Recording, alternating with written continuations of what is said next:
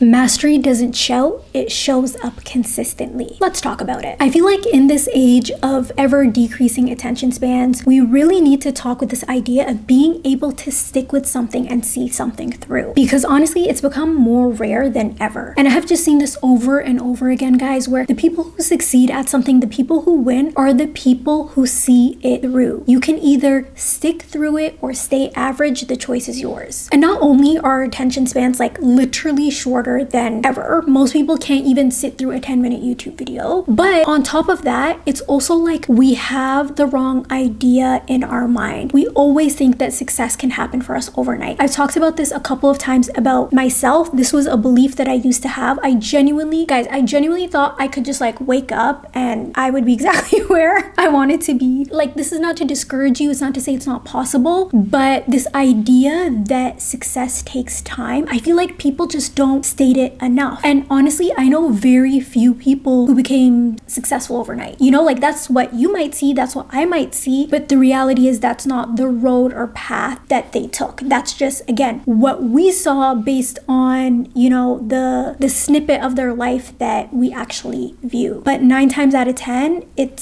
was a long road for them. And this is where I want to highlight the 10,000 hour rule. I'm sure many of you guys have heard of it before, but for some of you guys, this might be the first time. It's basically a concept that was really popularized by an author named Malcolm Gladwell. He essentially talks about in his book how 10,000 hours is the number of hours that we need to engage with something, to actively practice something, to work towards something in order to reach mastery. This is insane because I literally calculated the numbers, guys. Like, I have them right in front of me about how long it takes to hit 10,000 hours, okay? So I want you to imagine that thing that you want to work towards, that destination that you are heading towards, and you really want to achieve mastery and success in that field, okay? In order to hit 10,000 hours, if you actively work towards whatever that thing is for 1 hour a day, okay, it would take you 27.4 years. That's a long time. That's a lifetime for some people. 27.4 years to achieve mastery in that thing. Okay, if you were to do that thing, whatever it is, work towards it for 2 hours a day, it would take you 13 years, more than 13 years. If you were to go all in, do it 5 hours a day, it would still take you more than 5 years. The reality is, most of us, we are not even trying to necessarily achieve mastery in something. We're just trying to get really good at it, right? So even if it's not 10,000 hours, it might take us, 7,000 hours, 5,000 hours,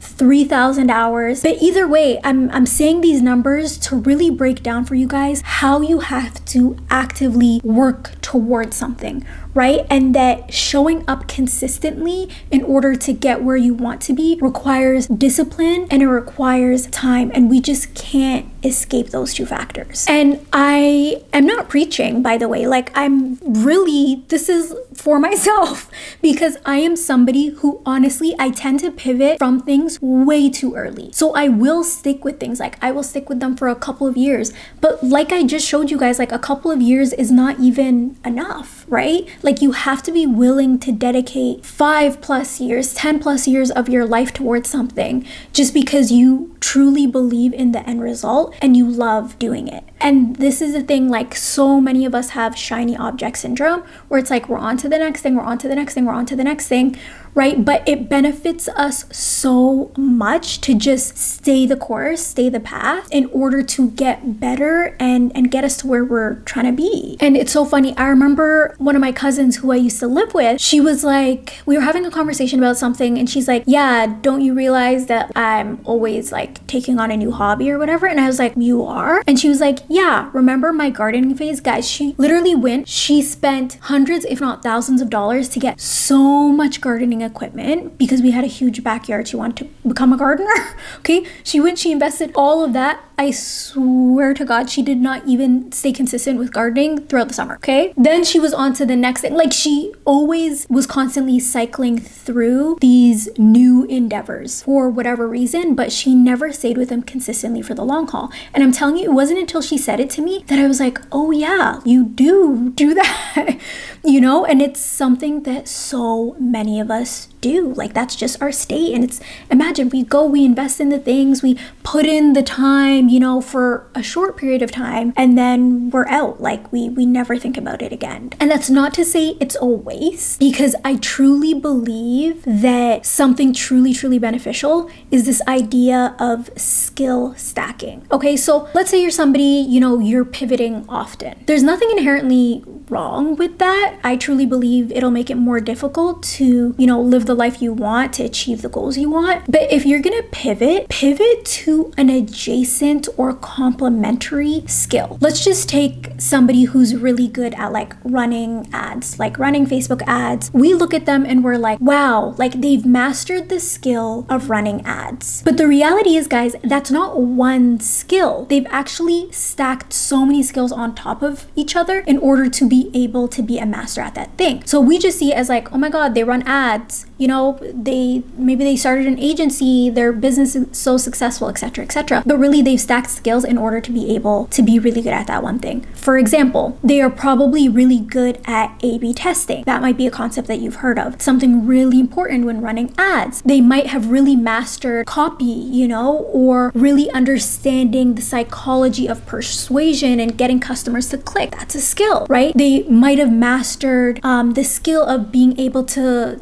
put together really nice, creative, really nice ads. That's a whole different skill, right? But they stacked all these skills on top of each other very quickly so that they were able to achieve an ideal outcome of being really good at something that required, you know, a handful of complementary or adjacent skills, which is running ads in this example. So again, if you are somebody who is pivoting all the time, you know, you have a really difficult time seeing things through, then what I would recommend is I would actually just create your list of what it is that you want to get good at, right? And ideally, you're able to break it down into things that are complementary to each other and things that benefit each other. That way, it's never like starting over. You're actually just stacking and improving as you go along. Also, I held this one online workshop, and one of the key topics that I talked about was this idea of staying in your zone of genius. Because here's the thing, guys, repetition is actually the key to growth and the key to achieving long-term outcomes, okay? Why? Let me just break it down for you why repetition is the key to growth. Basically, when people are starting off learning something new, okay, a lot of the time you are seeking information, okay? Let's say you are trying to learn a new language. Let's say you are,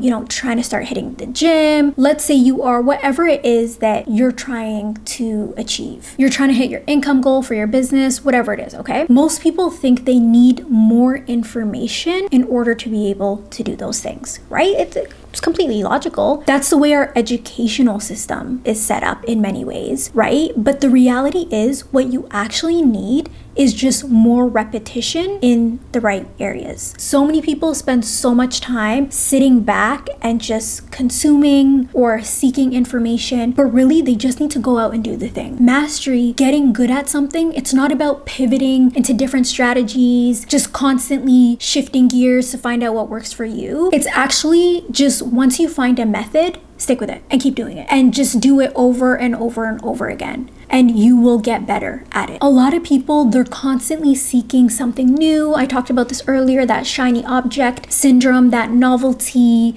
you know, that feeling about being excited about something. But it's like when you're actually in the space where it's almost just second nature to you, where you might not be jumping out of bed to do something, that means you are on that straight path of repetition and you're actually getting better. Once you no longer have to think like, wow, this thing is so hard, or oh my gosh, I need to get up and tackle it, that actually means that you're getting good at it. Now, I'll give you an example. My nephew does jujitsu. Like, he's very young. He's not even 10 years old. And I'm telling you guys, I think it's so cool. And I'm always talking to him in such an excited way. I'm like, oh my gosh, how was practice today? What did you learn? This is literally him. Good. It was fine. Yeah, we were grappling or whatever, today's a no-gi day, whatever the terminology is for jujitsu. Like, he literally is not even excited about it because he's actually already at a stage where he's pretty good at it and he's in the repetition mode. Like, he does this multiple times a week, you know, many hours in a week. So for him, the novelty has worn off a little bit. But those next couple of years of him staying consistent with the repetition,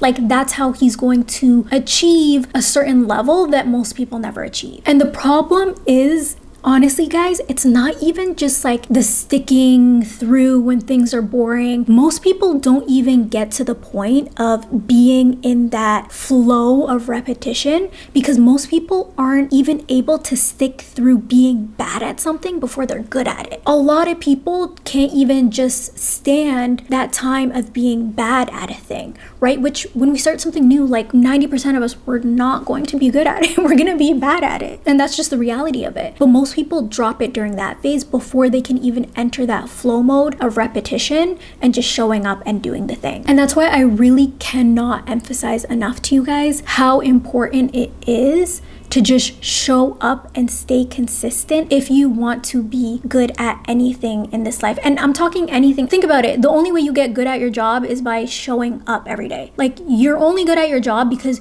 you show up 5 days a week for 8 hours a day. Like, that is the only reason why you're good at it, right? Or you went to school for it for many, many years. Why don't we apply that same level of concerted effort to the other things that we want to achieve in our life? That's a question for you guys to think about. Drop down below in the comments what you guys are working towards, what you are excited to master, what you want to be an expert in, and I will see you in the next video. Bye.